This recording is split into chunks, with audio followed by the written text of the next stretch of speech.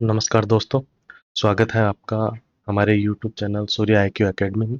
आज हम शुरुआत कर रहे हैं RPSC second grade TGT social science के हिस्ट्री पोर्शन के सेकंड चैप्टर द वैदिक एज की। वैदिक एज मतलब वैदिक काल। ये जो नोट्स मैं रेफर कर रहा हूँ ये आप हमारी ऐप सूर्य आईक्यू एकेडमी से डाउनलोड कर सकते हैं या हमारे टेलीग्राम चैनल को ज्वाइन करके वहाँ से भी डाउनलोड कर सकते हैं ताकि आपको ये वीडियो समझने में आसानी हो। हमारे पास नोट्स दोनों हिंदी और इंग्लिश दोनों में अवेलेबल है। टेलीग्राम चैनल और हमारी ऐप के लिंक मैं डिस्क्रिप्शन में प्रोवाइड कर दूंगा, तो आप वहां से उसको डाउनलोड कर सकते हैं। तो चलिए शुरुआत करते हैं हमारे आज के चैप्टर द वैदिक एज की।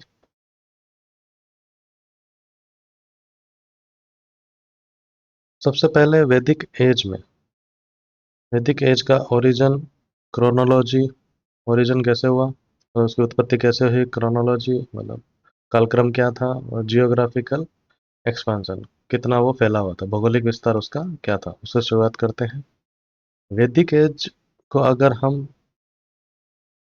समझना चाहें तो उसको दो भागों में हम डिवाइड कर सकते हैं, टू पीरियड्स में। एक अर्ली वैदिक और ऋग्वैदिक पीरियड या प्रारंभिक वैदिक काल। और जो कि प्रारंभिक वैदिक काल जो था वो 1500 से 1000 ईसा पूर्व था। या दूसरा जो होगा वो है लेटर वैदिक पीरियड, उत्तर वैदिक काल, जो कि 1000 से 500 ईसा पूर्व था। अब इसका ओरिजिन कैसे हुआ था और इसके एविडेंस क्या क्या प्रमाण मिले थे कि वैदिक एज इस पीरियड के बीच में था। जो आर्यंस थे वो स्टेप रीजन के थे, जो सेंट्रल एशिया माइग्रेट हुए हुए थे, जो कि पंजाब में, इंडिया के पंजाब रीजन में सबसे पहले 1500 ईसा पूर्व आए थे। ठीक है, तो हम चलते हैं। इस चीज का एक्सटर्नल एविडेंस क्या है कि भाई आर्यन थे उस टाइम पे। तो इस आर्यंस का जो उल्लेख है वो इंडिया के बाहर भी जो इंस्क्रिप्शंस है या शिलालेख है उनमें भी मेंशन किया गया है। इसमें प्रमुखतः हिटाइट की जो इंस्क्रिप्शन है या शिलालेख है अनातोलिया में, या कसाइट इंस्क्रिप्शन है इराक की, या मितानी इंस्क्रिप्शन है सीरिया की, या मितानी शिलालेख, इनमें आर्यंस का नाम मेंशन किया गया है। ये नॉन इंडियन है। इससे क्या पता चलता है कि आर्यंस का एक्सटर्नल एविडेंस भी अदर देन इंडियन सोर्सेज में भी मेंशन है। तो ये क्वेश्चन आपके लिए बहुत इंपॉर्टेंट आ जाता है, कौन कौन से ऐसे इंस्क्रिप्शन या शिलालेख थे जिसमें आर्यंस का मेंशन है। ईरानियन टेक्स्ट है जिंद अविस्ता। इसमें तो आर्यन गोड्स, जो आर्यन गोड्स थे उनका भी वर्णन किया गया है, इंद्र और वरुण का। तो इससे भी कंफर्म होता है कि आर्यंस वैदिक काल में एग्जिस्ट करते थे। अब अगर हम बात करें इनके जियोग्राफिकल एरिया की कि ये कितने फैले हुए थे, कितना विस्तार था इनका, तो अर्ली वैदिक पीरियड जो था, प्रारंभिक जो वैदिक पीरियड था, उसका जो सेटलमेंट एरिया था वो लैंड ऑफ सेवन रिवर्स जो था, और सप्त सिंधु भी बोलते हैं, वहाँ पे ये सेटल थे। ये रीजन जो कवर करता था, प्रेजेंट डे में बात करें तो वो अफगानिस्तान, पंजाब और हरियाणा को कवर करता था। यही बात करें हम उत्तर वैदिक पीरियड की, लेटर वैदिक पीरियड की, इस पीरियड पर ये मेजरली जो है गंगा वैली में सेटल हो गए थे। और ये वेस्टर्न गंगा वैली जो थी इसको आर्यव्रत भी बोलते थे। तो ये भी एक क्वेश्चन बन सकता है, वेस्टर्न गंगा वैली को किस नाम से जाना जाता था, आर्यव्रत के नाम से। दूसरा अगर इसका डिफरेंस देखें रिवर का, तो अर्ली वैदिक पीरियड या ऋग वैदिक पीरियड जो था उसमें जो रिवर्स मेंशन की हुई है वो है सिंधु, इंडस। सबसे ज्यादा बार यही मेंशन किया था। ये भी क्वेश्चन आ सकता है कि सबसे ज्यादा बार कौन से नदी का मेंशन मिलता है। वितस्ता, झेलम, असिकानी, चेनाब, परुशनी, रवि, विपाशा, बीज, पतुद्री, सतलज। ये इनके एंशियंट नाम थे, ये भी आप याद कीजिएगा कि कौन कौन सी नदियां थी, उनके एंशियंट ने पुराने जो वैदिक पीरियड में किन नामों से इनको जाना जाता था। और सरस्वती, सरस्वती एक ऐसी रिवर थी जो कि वैदिक पीरियड में सबसे ज्यादा होली पवित्र मानी जाती थी। और सरस्वती वैली को ब्रह्मवर्त भी बोलते थे, बोलते थे। अब अगर अपन आ जाए उत्तर वैदिक पीरियड में, तो उत्तर वैदिक पीरियड में अरेबियन सी और इंडिया हिंद महासागर का, सेवरा और हिमालयन पीक्स का भी, और विंध्या माउंटेन का वर्णन मिलता है। ठीक है। अर्ली वैदिक पीरियड में हिमालय और गंगा का कोई भी मेंशन नहीं है, कोई भी जगह अर्ली वैदिक पीरियड में नहीं बताया गया है, कोई मेंशन नहीं है। ठीक है। अब हम आगे चलते हैं। अब इसका दूसरा पार्ट है लिटरेरी सोर्सेज। लिटरेरी सोर्सेज क्या थे वैदिक पीरियड के, साहित्यिक स्रोत क्या थे, टेक्स्ट क्या था, मतलब ग्रंथ क्या थे, फिलोसॉफी और दर्शन, उस टाइम का दर्शन शास्त्र क्या कहता था, अगर वैदिक पीरियड की बात करें तो। तो वैदिक कल्चर का जो कंस्ट्रक्शन रिकंस्ट्रक्शन आज की डेट में हम जो कर रहे हैं, पता कर रहे हैं कि वैदिक पीरियड में क्या था, वो वैदिक टेक्स्ट के द्वारा ही किया गया है। वैदिक जो ग्रंथ है उन्हीं से पता किया गया है कि वैदिक पीरियड कैसा था। The the word Ved, Veda comes from the root with, to know means knowledge, ज्ञान। ठीक है। अब अगर हम ये जो वेद हैं, इन इनका जो ग्रंथ है, इनको हम दो भागों में डिवाइड कर सकते हैं। पहला है श्रुति टेक्स्ट और दूसरा है स्मृति टेक्स्ट। श्रुति टेक्स्ट क्या हो गया? श्रुति का मतलब होता है वह जो सुना गया है, that which has been heard, जो सुना गया है, ये इटरनल है।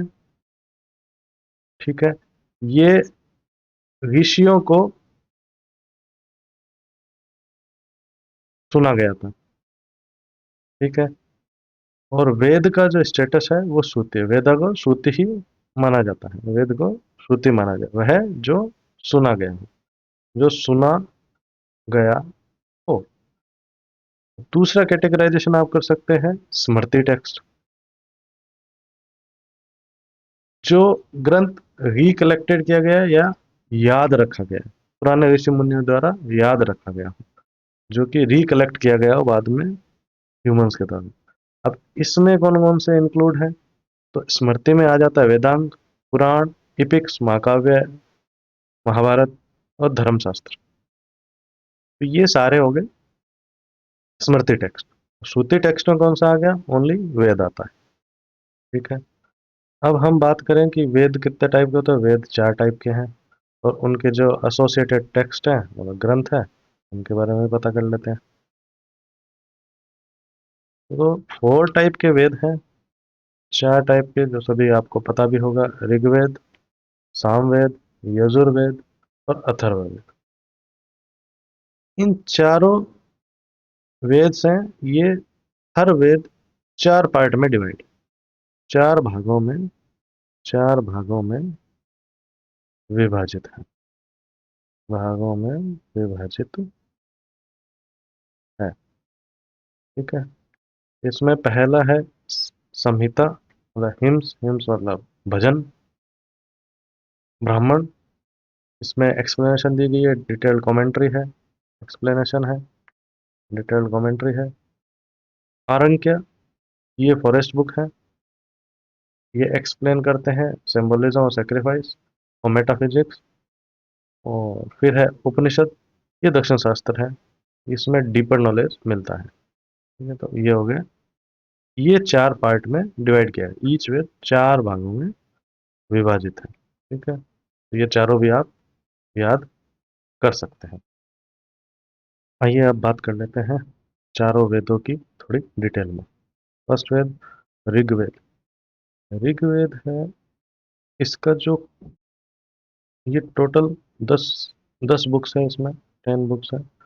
बट इसके जो कोर मुख्यतः बुक है वो बुक नंबर 2 से 7 के बीच में। इनको सप्तऋषि मंडल भी बोला जाता है। ये सबसे ज्यादा ओल्डेस्ट है ना, प्रारंभिक वैदिक काल की है। 10 मंडल है इनका, बुक्स मतलब मंडल बोल रहे हैं, 10 मंडल है, और 1028 हिम्स है, भजन 1028 भजन है इसमें। ठीक है। और थर्ड मंडल जो है इसमें, या थर्ड बुक है, उसमें गायत्री महामंत्र दिया हुआ है। ठीक है, ये क्वेश्चन आ सकता है, गायत्री महामंत्र कौन से मंडल में? थर्ड। और लेटेस्ट, जो सबसे लेटेस्ट मंडल है, वो 1 और 10 नंबर है। ठीक है, 1 और 10 नंबर सबसे लास्ट में ऐड किए गए थे। तो उसमें भी जो 10th मंडल है, उसमें पुरुष सूक्त दिया हुआ है, जिसमें पुरुष सूक्ता में क्या डिफाइन किया हुआ है कि ब्रह्मांड की रचना कैसे हुई थी, ब्रह्मांडीय रचना और वर्ण सिस्टम। वर्ण सिस्टम है अपना, जो अपन ने इंडस वैली सिविलाइजेशन में भी पढ़ा था। वर्ण सिस्टम जो है वो इसमें डिफाइन है, ऋग्वेद। अब ऋग्वेद के साथ कौन सा उपवेद एसोसिएट है, कौन सा उपवेद इसके साथ है, और कौन सा पुरोहित प्रिस्ट। ठीक है, तो एसोसिएट ये धनुर्विद्या के साथ एसोसिएट है ऋग्वेद, वारफेयर। और इसका जो पुरोहित है, जो इसको रिसाइट करता है, बोलता है, वो है होत्र और होत्र, दोनों आप बोल सकते हैं। अब दूसरे वेद पे आ जाते हैं, सामवेद। ये सामवेद, साम मीन्स मेलेडी। ओके, राग रागिनी। ठीक है, ये लेटर वैदिक टेक्स्ट है, बट ये सबसे पहली बुक है म्यूजिक के ऊपर। सामवेद में म्यूजिक के ऊपर राग रागिनी बताए गए हैं। अब अगर उपवेद की बात कर लें, तो इसके साथ में गंधर्व वेद ऐड है, और इसका रिसाइटर कौन है? उद्गाता। अब अपन यजुर्वेद की बात कर लेते हैं। यजुर्वेद में क्या है? यज्ञ प्रक्रिया जो करते हैं, उसके गद्य और पद्य के मंत्र दिए, इसमें मंत्र दिए हुए हैं। तो और इसकी जो रिलेटेड संहिता है, वो शुक्ल और कृष्ण है। ठीक है, अब इसके साथ में जो उपवेद एसोसिएट है, वो है स्थापत्य वेद। आर्किटेक्चर के लिए है स्थापत्य वेद। तो ये आर्किटेक्चर, इसका जो रिसाइटर है वो अध्वर्यु है, अध्वर्यु है। ठीक है, हिंदी में भी लिख दिया है। अथर्ववेद, अथर्ववेद की, ये जो अथर्ववेद है, ये इसका कुछ पार्ट नॉन आर्यन द्वारा बनाया गया। इसमें भजन है, स्पेल्स है, चार्म्स है, जो बुरी शक्तियां हैं या डिजीज है, या उस टाइम की जो पॉपुलर बिलीफ थी, उनको अ, बुरी शक्तियों को दूर करने के लिए चार्म्स दिए हुए हैं, भजन दिए हुए हैं। ये जो अथर्ववेद है, ये आयुर्वेद के साथ एसोसिएट है, मेडिसिन। ब्राह्मण उसको रिसाइट नहीं करते हैं, मतलब उसका उच्चारण नहीं करते हैं ब्राह्मण। ठीक है, तो इस तरह आपके 4 वेद हो गए, इसको आप याद कर सकते हैं। इसके बाद वेद के साथ में आते हैं सप्लीमेंट्री एंड फिलोसॉफिकल टेक्स्ट। इसके बाद में इसके जो पूरक है वेद के, और जो दार्शनिक ग्रंथ जो है, वो कौन कौन से हैं? उपनिषद हो गया, उसको वेदांत भी बोलते हैं। ये जो है, ये लेटर वैदिक पीरियड में बनाए, कंपाइल किए गए थे। उपनिषद में जो है, ये एंटी रिचुअलिस्टिक है, और ये ज़्यादा जोर देते हैं बिलीफ और नॉलेज, ज्ञान पे ज़्यादा जोर देते हैं, रिचुअल विचुअल में कोई भरोसा नहीं करते हैं। ये जो लोग उपनिषद में जिन्होंने बनाया, वो एम्फासाइज करते हैं कि आत्मा, सेल्फ का नॉलेज हो, ज्ञान हो, और इसका रिलेशन हो ब्रह्मा से, सुप्रीम एंटिटी ब्रह्मा। खुद के रिचुअल वगैरह पे ये फोकस नहीं करते। इनको वेदांत इसलिए बोलता है एंड ऑफ द वेदा, वेद के लास्ट में ये बनाए गए थे। अभी तक 200 उपनिषद अपने पास नोन है। उसमें से 108 जो उपनिषद हैं, उनको मुक्ति का बोला जाता है। और जो इसमें भी आप देखेंगे, जो मुंडका उपनिषद है, उसके अंदर जो फेमस अपन सत्यमेव जयते जो फ्रेज है, वो मुंडका उपनिषद में है। मुंडका उपनिषद, ये याद कर लीजिएगा, ये काफी बार पूछा जाता है एग्जाम में। सत्यमेव जयते जो फ्रेज है, वो कौन से उपनिषद में है। अब चलते हैं वेदांग पे। वेदांग का जो एम था, ये सप्लीमेंट्री टेक्स्ट है, पूरक ग्रंथ है, इनका जो एम था ये वेद को उचित तरीके से समझने के लिए बनाए गए थे। ये 6 टाइप के हैं। पहला है शिक्षा, प्रोनाउंसिएशन उच्चारण कैसे करें। व्याकरण, जिसमें संस्कृत ग्रामर दी गई। कल्प, कल्प मतलब अनुष्ठान कैसे करें। रिचुअल्स, संस्कार या धर्मसूत्र। निरुक्त, ओरिजिन कैसे हुआ, वर्ड्स का ओरिजिन कैसे हुआ। संज्ञा, मैट्रिक्स। और ज्योतिष, ज्योतिष अंडरस्टैंडिंग ऑफ एस्ट्रोनॉमी, खगोल शास्त्र, खगोल शास्त्र की इसमें अंडरस्टैंडिंग दी गई है। अब बात करें पुराणिक लिटरेचर की। इसमें 18 मेन पुराण है, 18 सहायक पुराण है, सब्सिडरी पुराण है। और जो पुराण है उसके 5 फंडामेंटल पिलर्स है, इतिहास है पुराने टेक्स्ट के। पहला सर्ग, इवोल्यूशन कैसे हुआ, यूनिवर्स का, ब्रह्मांड का इवोल्यूशन कैसे हुआ। प्रतिसर्ग, इनवोल्यूशन ऑफ यूनिवर्स या प्रत्यावर्तन, जहां से शुरुआत मानी जाती है, या आप मान लीजिए बिग बैंग थ्योरी जो अपन पढ़ते हैं। इनवोल्यूशन ऑफ यूनिवर्स कैसे हुआ, प्रतिसर्ग या प्रत्यावर्तन आप हिंदी में बोल सकते हैं। मनवंतर, टाइम का जो रिकरिंग नेचर है वो उसमें बताया गया है। फिर वंश, वंश में किंग और सेजेस का वर्णन है। फिर हो गया वंशानुचरित। ये वंशानुचरित में इसमें कुछ कुछ स्टोरीज बताई गई है, करेक्टर बेस्ड स्टोरी, कोई कोई राजा महाराजा पे करेक्टर बेस्ड स्टोरीज जो है वो इसमें बताई गई है। तो ये हो गए 5 फंडामेंटल पिलर्स हो गए कुरान के। लास्ट में आता है इपिक्स। इपिक में हो गया रामायण, जो कि 6000 इसमें वर्ष दी गई थी। 5 ईसा पूर्व में शुरुआत थी, अराउंड 5 ईसा पूर्व में। इसमें फाइनली इसमें 24,000 वर्ष है। महाभारत में स्टार्ट हुई जो 8800 8800 वर्ष थी, 70 BC के अराउंड। और फाइनल जो कंपाइलेशन हुआ उसमें 1 लाख वर्ष थी। ठीक है, इसलिए इसको सत सतशास्त्री संहिता भी बोला जाता है, क्योंकि उसमें 1 लाख श्लोक थे। ये इन इपिक्स में रिलीजियस टेक्चर है इनका। इनमें डिफाइनाइट डेट्स नहीं, कोई आप डेट डिफाइनाइट नहीं लिखी गई है। और थोड़ा एग्जाजरेशन है, ऐसा कई राइटर बोलते हैं, इसलिए इनकी थोड़ी लिमिट हो जाती है। इसलिए दार्शनिक मत में एक नास्तिक स्कूल भी थी। नास्तिक स्कूल, तो चार्वाक, चार्वाक स्कूल या लोकायुक्त स्कूल। ये इसका प्रतिपादन तो बृहस्पति ने किया था, बट इसको सिस्टमेटिक चार्वाक ने बनाया था, इसलिए इसको चार्वाक स्कूल भी और लोकायुक्त स्कूल भी बोला जाता है। इस तरह आप देखेंगे तो हमने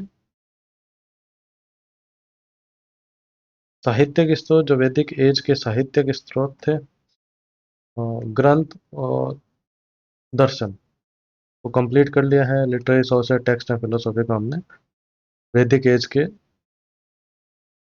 कंप्लीट कर लिया है। अब अगले हम पार्ट पे चलते हैं वैदिक एज के, जिसका टाइटल है सोशल लाइफ। वैदिक एज के लोगों में सोशल लाइफ कैसे, सामाजिक सामाजिक जीवन कैसा था, सामाजिक जीवन कैसा था।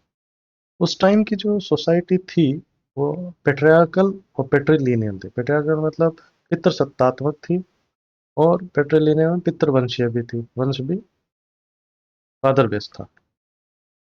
जो बेसिक यूनिट थी उस टाइम की वो था कुल, फैमिली और गृह। और इसको जो हेड, मतलब कौन इसका चाहे, उसको बोलते थे गृहपति, दंपति और कुलप। ठीक है, हेड ऑफ द फैमिली। अब वहाँ उस टाइम का जो सामाजिक जीवन था उसमें वर्ण सिस्टम और सोशल स्ट्रेटिफिकेशन, वर्ण सिस्टम, वर्ण व्यवस्था या सामाजिक स्तरीकरण कैसा था। तो जो सोशल स्ट्रक्चर था वो इगैलिटेरियन ट्राइबल सोसाइटी थी। अर्ली फेज, अर्ली वैदिक काल में इगैलिटेरियन समतावादी जनजातीय समाज था। बट लेटर फेज में यह एक रिजिड, डिफरेंशिएटेड एंड वर्ण डिवाइडेड सोसाइटी में कन्वर्ट हो गया। ये मतलब कठोर, विभेदित विभेदित और वर्ण विभाजित हो गया था लेटर वैदिक पीरियड में। ठीक है, तो वर्ण सिस्टम को हम डिफरेंशिएट कर सकते हैं। वर्ण की डेफिनेशन, अर्ली वैदिक पीरियड में 1500 से 1000 ईसा ईसा पूर्व में वर्ण जो था वो कलर के बेस पे था, क्योंकि आर्यन फेयर थे, गोरे थे, और डार्क जो इंडिजिनियस अपना इनहेबिटेंट थे यहाँ के जो थे वो काले थे। उनके बेस पे इनको डिवाइड किया गया था, दास और दस्यु। दास और दस्यु, आर्यंस थे वो दास के प्रति सॉफ्ट थे, बट दस्यु के प्रति हॉस्टाइल थे। ऑक्यूपेशन जन्म के आधार पे डिसाइड नहीं होता था। बट अगर हम जाएं लेटर वैदिक पीरियड पे, तो वर्ण सिस्टम जो था वो क्लियरली एस्टेब्लिश हो गया था उस टाइम तक। ये रिजिड भी था, कठोर था, और हेरिडिटेरी था, जाति दर हेरिडिटेरी था। सोसाइटी जो थी वो चार भागों में डिवाइड हो चुकी थी। ब्राह्मण, हाईएस्ट क्लास, हाईएस्ट स्टेटस ब्राह्मण को दिया गया था। राजनयन क्षत्रिय, राजन्य राजा का, वैश्य और शूद्र, ऐसे चार भागों में सोसाइटी डिवाइड हो चुकी थी। शूद्र की बात कर लें तो शूद्र है जो फर्स्ट जो मेंशन हुआ वो बुक 10 में हुआ, लेटेस्ट बुक है ऋग्वेद की, पुरुष सूक्त में शूद्र का। लेटर वैदिक पीरियड में अगर बात करें तो ये लोवेस्ट पोजीशन थी। और जो शूद्र थे वो एक्सक्लूसिव थे कि वो ऊपर तीन जो हायर वर्ण हैं जो हमने यहाँ पर ब्राह्मण, राजा, क्षत्रिय और वैश्य को सर्व करते थे। द्विज मतलब ट्वाइस बोर्ड, ये टर्म अर्ली पीरियड में तो थी नहीं, अर्ली वैदिक काल में। और जो लेटर वैदिक पीरियड था उसमें ब्राह्मण, क्षत्रिय और वैश्य को द्विज बोला गया है। इन्हीं तीनों को जो सेक्रेड थ्रेड सेरेमनी होती है, उपनयन बोलते हैं, उसका अधिकार था, उपनयन का अधिकार था। उपनयन का मतलब होता है बालक को गुरु के पास ले जाना होता है। और ये इसके लिए ले जाते हैं क्योंकि उसका अध्यात्म चेतना, स्पिरिचुअल नॉलेज के लिए, स्पिरिचुअल नॉलेज के लिए गुरु के पास ले जाते हैं। जो रथकार थे, रथकार, कैरियर मेकर, उनको भी ये राइट था। तो केवल इन तीन ब्राह्मण, क्षत्रिय और वैश्य को राइट था कि वो उपनयन संस्कार कर सकते थे। हिंदुइज्म में 16 टाइप के संस्कार दिए गए हैं, उसमें से एक उपनयन संस्कार है। अनटचेबिलिटी की बात करें, उस टाइम अनटचेबिलिटी अर्ली वैदिक पीरियड में थी, बट वो वुमेन स्लेव के लिए यूज होती थी टर्म, जो कि डोमेस्टिक पर्पज के लिए जो स्लेव रखी जाती थी उनके लिए अनटचेबिलिटी। लेकिन अगर हम बात करें लेटर वैदिक पीरियड की, तो लेटर वैदिक पीरियड में अनटचेबिलिटी अपीयर हो गई थी। तो निषाद हो गए, चांडाल हो गए और शबर। अर्ली वैदिक पीरियड में अगर उस टाइम पे महिलाओं की बात करें, वैदिक वुमन, अर्ली प्रारंभिक जो वैदिक काल था उसमें महिलाओं की बात करें तो उनको कंसिडरेबल फ्रीडम और रिस्पेक्ट दी गई थी। और उनको लर्निंग का भी एक्सेस दिया गया था। और बहुत सारी महिला कंपोजर भी है भजन्स की। इसमें मुख्यतः घोष, अपाला, लोपामुद्रा है। वो महिलाएं उस टाइम पे पब्लिक असेंबलीज लाइक सभा और विधाता में भी पार्टिसिपेट करती थी। और महिलाएं नॉर्मली मैच्योर एज में शादी होती थी, 16 से 17 के बीच में। और उस टाइम पे विडो रीमैरिज का भी प्रोविजन था, विडो रीमैरिज एग्जिस्ट करती थी। और नियोग की व्यवस्था भी थी। नियोग का क्या मतलब है, हिंदू परंपरा परंपरा में अगर कोई महिला है, उसको अपने जीवन साथी से संतान प्राप्त नहीं होती थी, तो इस परंपरा के अनुसार वह महिला किसी अन्य पुरुष से संतान पैदा कर सकती थी। तो ये प्रोविजन नियोग का उस टाइम पे अवेलेबल था। इसका वर्णन किया गया है। अगर हम लेटर वैदिक वुमन की बात करें तो उनका स्टेटस जो था वो कम हो गया था, और उनको उपनयन सेरेमनी में और गायत्री मंत्र का उच्चारण करने की अनुमति नहीं थी, और उनको सभा में बैठने की भी अनुमति नहीं थी, और चाइल्ड मैरिज और सती प्रथा स्टार्ट हो गई थी। और इस टाइम पे लेटर वैदिक पीरियड में ये जो नियोग की व्यवस्था थी, ये नेगेटिव मानी जाती थी। फिर भी जैसे गार्गी, कई सारी वुमन थी, वो अकम्पलिश थी नॉलेज में, उनको ज्ञान बहुत था, तो गार्गी ने याज्ञवल्क्य को फिलोसॉफिकल डिस्कोर्स में हराया था। और मैत्रेयी जो थी वो भी एक नॉलेजेबल पर्सन थी। तो दो महिलाएं जो लेटर वैदिक पीरियड में पॉपुलर हुई वो एक थी गार्गी और मैत्रेयी।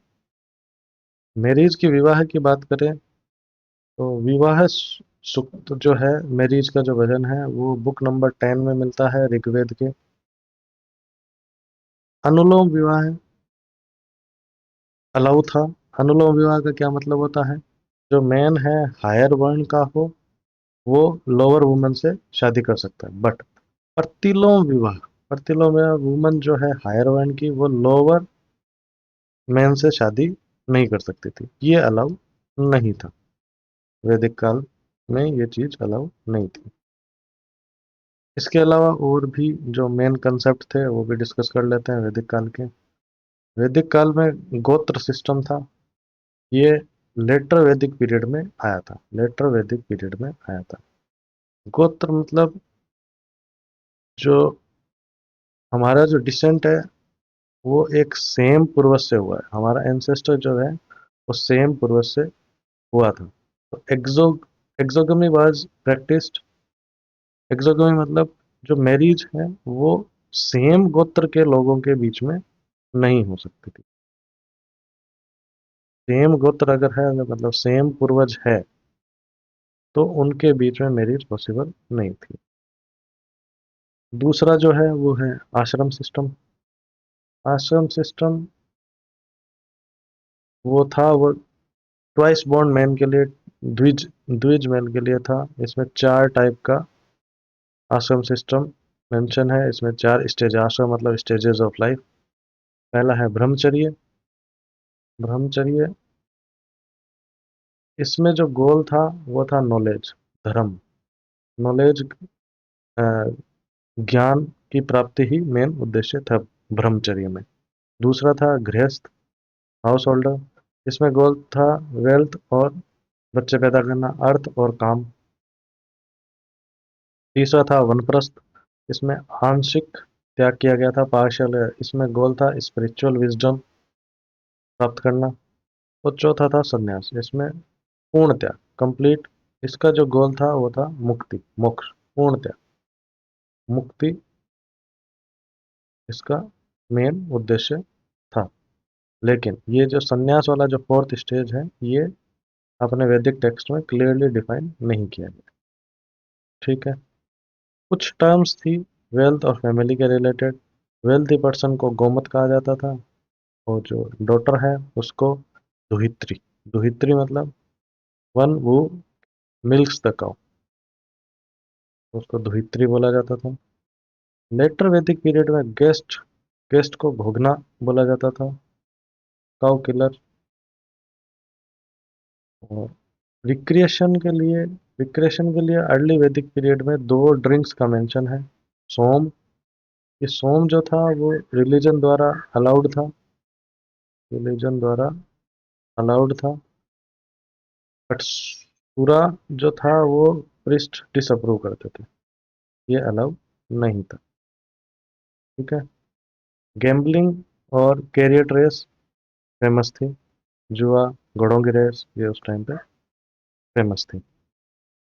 आइए अब बात कर लेते हैं पॉलिटिकल सिस्टम क्या था अर्ली वैदिक पीरियड और लेटर वैदिक पीरियड में। वैदिक काल का जो पॉलिटिकल सिस्टम या राजनीतिक व्यवस्था या प्रशासन कैसा था। तो जो पॉलिटिकल यूनिट थी, प्रशासनिक इकाई थी अर्ली वैदिक पीरियड में, वो थी जन। जन मतलब जनजातीय समुदाय, ट्राइबल कम्युनिटी। ये जो जन था वो डिवाइड था विश्व में, और विश्व जो था वो डिवाइड था बहुत सारे कुल और कुटुंब में डिवाइड था। ठीक है। अगर हम लेटर वैदिक पीरियड की बात करें तो ये जो जन था ये इवॉल्व हो गया जनपद में, टेरिटोरियल किंगडम बन गए थे। ठीक है। तो जो टर्म राष्ट्र है, जो कि टेरिटरी को इंडिकेट करते हैं, राष्ट्र है, ये पहली बार अपीयर होना चालू हो गया था। राष्ट्र शब्द आना स्टार्ट हो गया था। रूलर मतलब शासक, राजन। जो राजन था वो अपने लोग जन पर रूल करता था, पर वो किसी स्पेसिफिक लैंड एरिया पर राज नहीं करता था, स्पेसिफिक एरिया ऑफ लैंड पे रूल नहीं करता था। लेटर वैदिक पीरियड की बात करें तो जो राजन था वो, जो पद है वो वंशवाद का शिकार हो गया था, हेरिडिटेरी बना दिया था उसको। और राजा ने बहुत बड़े बड़े अपने टाइटल है वो अज्यूम कर लिए थे। तो इन टाइटल्स में जो नाम है प्रमुख है वो सम्राट हो गया, एक एक रथ हो गया, सार्वभौम हो गया, विराट हो गया। ये सब नाम टाइटल, बड़े बड़े टाइटल रखने लगे थे। एडमिनिस्ट्रेशन की बात करें तो राजन जो था वो असिस्ट किया जाता था पुरोहित द्वारा, प्रिस्ट था, Gramin head of the village, और सेनानी कमांडर इन चीफ। ये लोग इसे प्रशासन में सहायता करते थे। पर कोई भी स्टैंडिंग आर्मी और ब्यूरोक्रेसी नहीं थी। लेटर वैदिक पीरियड की बात करें तो सपोर्ट स्टाफ था 12 ज्वेल्स ऑफ के, रतन रतन के 12 रतन, और ये राजन के लिए काम करते हैं। बट यहाँ पे भी कोई स्टैंडिंग आर्मी नहीं थी। कॉन्फ्लिक्ट की बात करें उस टाइम पे किस चीज़ के कॉन्फ्लिक्ट होते हैं तो गविस्ती गविस्टी जो था वो एक वार था काउज के, गायों के लिए एक वार हुआ था। इसको बैटल ऑफ टेन किंग भी बोला जाता है, बैटल ऑफ टेन किंग भी बोला जाता है। ये जो हुआ था ये रवि रिवर पे, परूशनी, जो अपन ने पहले पढ़ाई की थी, परूशनी रवि रिवर पे हुआ था। और इस युद्ध में भरत जन भरत जन भरत जन के जो राजन थे सुदास, राजन जो था सुदास, ये जीते थे। इस बैटल में भरत जन जो ट्राइब थी उसके राजा सुदास जीते थे। लेटर वैदिक पीरियड की बात करें तो बहुत सारी बैटल होने लग गई थी जनपदों के बीच में, वो अपने टेरिटरी के लिए लड़ाई चालू हो गई थी, भूमि के लिए लड़ाइयाँ चालू हो गई। असेंबली की बात करें तो अर्ली वैदिक पीरियड में सभा होती थी, इसमें प्रमुख मुखिया आते थे, प्रमुख प्रमुख जो मेन मेन थे वो इसमें आने आते थे, प्रमुख मुखिया। समिति थी वो थोड़ी बड़ी बॉडी थी। विधाता वो ओल्डेस्ट असेंबली थी। और वुमन जो है वो सभा और विधाता में पार्टिसिपेट करती थी। लेटर वैदिक पीरियड की बात करें तो सभा और समिति पे डिपेंडेंस कम होगी, और वुमन जो है उनको अलाउ नहीं किया था कि वो असेंबली में नहीं जा सकती, और विधाता तो कम्प्लीटली डिसअपियर ही हो गई थी। ठीक है। इस तरह अपनी राजनीतिक व्यवस्था और प्रशासन का पार्ट पूरा होता है। आगे चलते हैं royal rituals. Royal rituals later Vedic period में शाही अनुष्ठान, शाही अनुष्ठान, शाही अनुष्ठान की बात करें तो इसमें सबसे पहले क्या है, शाही अनुष्ठान बहुत सारे सेक्रीफाइसेस थे। ये क्यों किए जाते थे? राजा की अथॉरिटी को बढ़ाने के लिए। इसमें सबसे बड़ा था राजसूय, वो राज्याभिषेक के लिए किया जाता था, राजसूय। दूसरा अश्वमेध हो गया, हॉर्स सैक्रिफाइस। ये इसलिए किया जाता था कि ये हर दिशाओं का राजा बन जाएगा, रूलर ऑफ ऑल डायरेक्शन, चक्रवर्ती। चक्रवर्ती जो अपन बोलते हैं वो, ये पॉलिटिकल अथॉरिटी क्लेम करने के लिए अश्वमेध किया जाता है। फिर हो गया वाजपेयी। ये परफॉर्म किया जाता था रिवाइटलाइजेशन ऑफ एजिंग, जो थोड़ा एज हो जाती थी उस राजा के लिए, उसको पावर देने के लिए, उसको प्रॉस्पेरिटी देने के लिए ये यज्ञ किया जाता था। ये तीन टाइप के अनुष्ठान का मेंशन किया गया है लेटर वैदिक पीरियड में। अब हम देखेंगे बहुत सारी जो उस टाइम जो एडमिनिस्ट्रेशन था, उसमें बहुत सारे रोल्स दिए गए थे डिफरेंट लोगों को, तो उनकी बहुत सारी स्पेसिफिक टर्म्स है, शब्द हैं। तो आपको उनको याद करना चाहिए, क्योंकि ये एग्जाम में नॉर्मली पूछी जाती है कि इस टर्म का क्या मतलब है, ये कौन था। एक वैदिक पीरियड में बहुत सारी जो टर्म्स थी, उनको चलिए अपन मेजर जो थी उनको देखते हैं। मिलिट्री फंक्शंस की बात करें, मिलिट्री फंक्शंस की बात करें तो ये एक ट्राइबल ग्रुप था। व्रत, गण, ग्राम और शार्द, ये परफॉर्म करते थे। और जो द हेड था, नॉन मोनार्कियल स्टेट्स, गैर राजशाही जो स्टेट थे, उनका जो हेड था उसको गणपति और ज्येष्ठ बोलते। ठीक है। अब इसमें जो मेन जो लिस्ट है कौन कौन से ऑफिसर्स थे, तो उसमें सबसे प्रमुख था व्रजापति, व्रजपति। व्रजपति officer in charge pasture land, pasture land का ये चारागाह है भूमि का प्रमुख अधिकारी था। चारागाह है, चारागाह भूमि। ठीक है। इसके पास अथॉरिटी थी पूरी लार्ज लैंड की, और ये लीडर भी था, कुलप और ग्रामीणी इसका लीडर था, कुलप और ग्रामीणी। ठीक है। दूसरा जो नेम है वो है जीवाग्रब, जीवाग्रब, जीवाग्रब, ये क्या होता है, पुलिस ऑफिसर होता था। ठीक है। तीसरा है छतरी, छतरी चेम्बरलेन, चेम्बरलेन मतलब ये कोई बड़ा अधिकारी होता था, बड़ा अधिकारी, इसका राजमहल का, राजमहल का यह बड़ा अधिकारी होता था।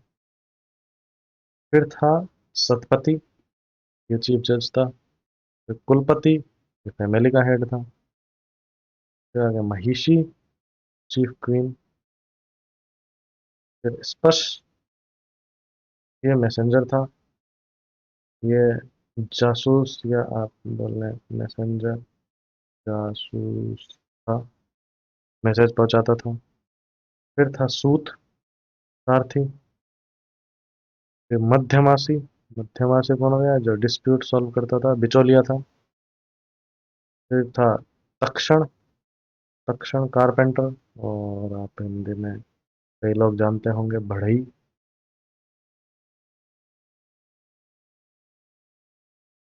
फिर था पलागल, मैसेंजर। और फिर था गोविकर्तन, गोविकर्तन, गोविकर्तन, गोविकर्तन, ये क्या था, फॉरेस्ट और गेम्स का रखवाला था। फिर था अक्षवाप, अक्षवाप, अक्षवाप कौन था भाई, अकाउंटेंट था, रिकॉर्ड मेंटेन करता था। ठीक है। गोण, गोण क्या था, गोण एक प्लेस था जहाँ पे पशुओं को, कैटल्स को रखा जाता था। तो ये हो गई उस टाइम के जो ऑफिसर्स थे उनकी लिस्ट। ठीक है। इसको याद कर लीजिएगा, इसमें से एक या दो क्वेश्चन नॉर्मली वैदिक काल से आते हैं, तो उसमें ये पूछा जा सकता था। एमसीक्यू ऐसा भी आ सकता है, 1 2 3 4, तो यहाँ पे ऑफिसर्स के नाम दे देते हैं, कोई भी, चीफ जज, ठीक है, कारपेंटर, ऐसे ऐसे करके, और इनको आपको मैच मेकिंग करनी होती है। ऐसा क्वेश्चन भी जनरली एग्जाम में देखा गया है। ठीक है, तो हम आगे चलते हैं। आइए अब बात करते हैं वैदिक पीरियड की इकोनॉमी की। अर्थव्यवस्था कैसी थी?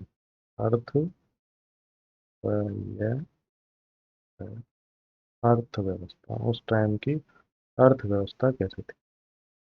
तो अर्ली वैदिक पीरियड की बात करें तो प्राइमरी जो एक्यूपेशन था उस टाइम पे वो था पशुपालन। पशुपालन primary, cattle rearing primary, okay, agriculture secondary था। ठीक है, कैटल को समझा जाता था कि वो मेन सोर्स है वेल्थ का, अगर किसी के पास कैटल है तो वो बहुत धनवान माना जाता है। इकोनॉमिक एक्टिविटी उस टाइम क्या क्या होती थी? हंटिंग, कारपेंट्री, बढ़ई, टैनिंग, चमड़ा, वीविंग, बुनाई, कैरेट मेकिंग, और मेटल स्मेल्टरी, तो धातु गलाना, ये सब मेन इकोनॉमिक एक्टिविटी थी। यही हम अगर बात करें लेटर वैदिक पीरियड में, तो लेटर वैदिक पीरियड में एग्रीकल्चर प्रोमिनेंट हो गया, और फायर का यूज किया जाने लगा फॉरेस्ट को क्लियर करने के लिए, ताकि और फसलें ज़्यादा से ज़्यादा लगाई जा सके। तो पशुपालन फिर भी कंटिन्यू था, तो लेटर वैदिक पीरियड में भी सेम ही था। बात करें एग्रीकल्चर की, तो कोई भी ग्रेन था उसका नाम यव था। यव, यव के नाम से पुकारा जाता था। सारे जो थे ग्रेन उनको यव बोला, और प्रोडक्शन जो होता था वो केवल कंजम्पशन के लिए किया जाता था। ठीक है, अगर लेटर वैदिक पीरियड की बात करें तो बहुत सारी फसलें होने लग गई। उसमें वीट, गेहूं, बारले, जौ, राइस, चावल, बीन्स, फलियां, मूंग, उड़द, और सीसम, तिल, ये सब फसलें होने लग गई थी। मेटल्स की बात करें, टेक्नोलॉजी, कॉपर टूल्स का रिपोर्ट किया गया है। कॉपर मतलब तांबा। बट अर्ली वैदिक पीरियड में आयरन, लोहे का कोई नॉलेज नहीं था। ठीक है, लोहे की धातु का कोई भी नॉलेज नहीं था। आयस, आयस कोई भी मेटल होता था उसको आयस बोला जाता था। जैसे यव बोला जाता था ग्रेन को, वैसे ही आयस बोला जाता था, कोई भी धातु हो वो आयस था। गोल्ड को, सोने को हिरण्य बोला जाता था। हिरण्य, ओके। और आर्यंस थे, उन्होंने सबसे पहले स्पोक्ड व्हील्स इंट्रोड्यूस किया, मतलब तीलियों तीलियों वाले पहिए, तीलियों वाले पहियों का इंट्रोडक्शन इन्होंने किया था आर्यंस ने। अब बात करें लेटर वेदे, तो आर्यन श्याम वाज डिस्कवर, ये डिस्कवर हो ही गया था। बहुत सारे टाइप की आर्ट्स एंड क्राफ्ट, स्मेल्टिंग हो गया, कारपेंटर, ज्वेलरी, इनका वर्णन मिलता है। ठीक है, बात करते हैं ट्रेड और करेंसी। अर्ली वैदिक पीरियड में बार्टर सिस्टम था। ठीक है, वस्तु वस्तु विन- विनिमय प्रणाली, बार्टर सिस्टम। ठीक है, बार्टर सिस्टम था। काउ जो थी वो most favoured medium of exchange थी। मोस्ट फेवर किया जाता था कि भाई काऊ मिल जाए, क्योंकि काऊ को वेल्थ का मेन सोर्स भी माना जाता था। निशक, निशक मतलब एक गोल्ड पीस था, उसका भी मेंशन है। इस निशक का क्या ऑर्नामेंटल वैल्यू थी, बट करेंसी वैल्यू कुछ भी नहीं थी। ठीक है, करेंसी के लिए बार्टर सिस्टम, बट मेन काऊ का यूज होता था, गोल्ड का कोई ज़्यादा यूज होता नहीं था।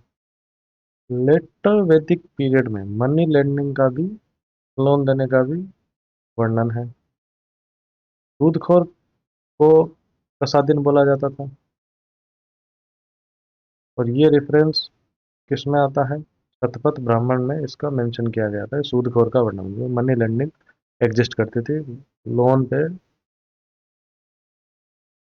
लोन पे ब्याज लिया जाता था और लोन दिया जाता था।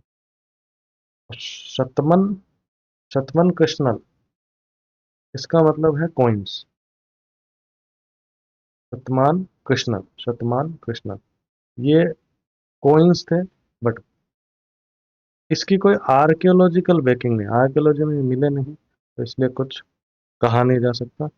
बट शतमान कृष्णल एक कॉइन्स को बोला जाता था। ठीक है, अब बात करते हैं टैक्सेशन की। टैक्स का क्या था वहाँ पे, टैक्स कैसा लगता था? कराधान आप बोल सकते हैं हिंदी में। तो बलि दी जाती थी, वो भी वॉलंटरी गिफ्ट था। प्रोड्यूसर्स राजवंश को देते थे, राजा को देते थे।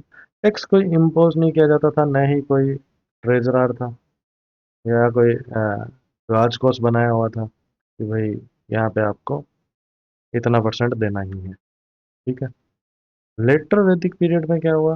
बहुत सारी क्रॉप्स होने लग गई थी, तो सरप्लस हो गया। सरप्लस हो गया तो माइनर टैक्स लगने लगे। बलि और भाग 1/6 और 1/12 पोर्शन माइनर टैक्स लगने लग गया।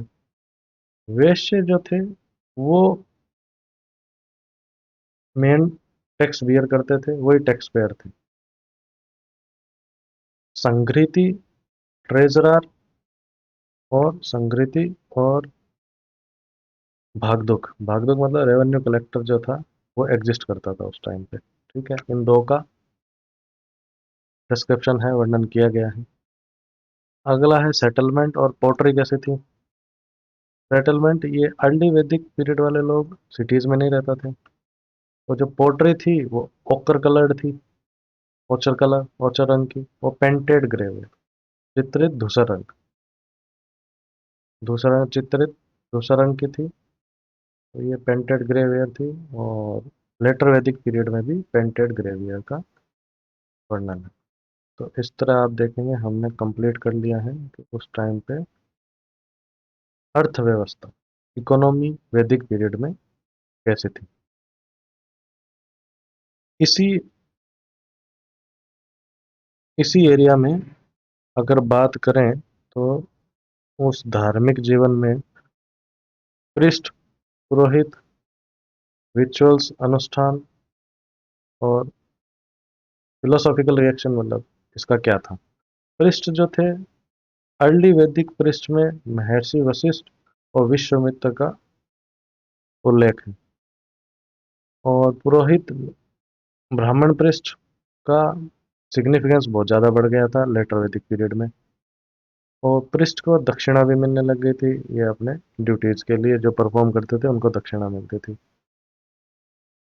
अथर्ववेद में मैजिक और पॉपुलर मैजिक वगैरह का, स्पेल्स और चार्म्स, इनका वर्णन होने लग गया था। और ये मैजिक वगैरह सोशल लाइफ, रिलीजियस लाइफ में भी एंटर कर गया था।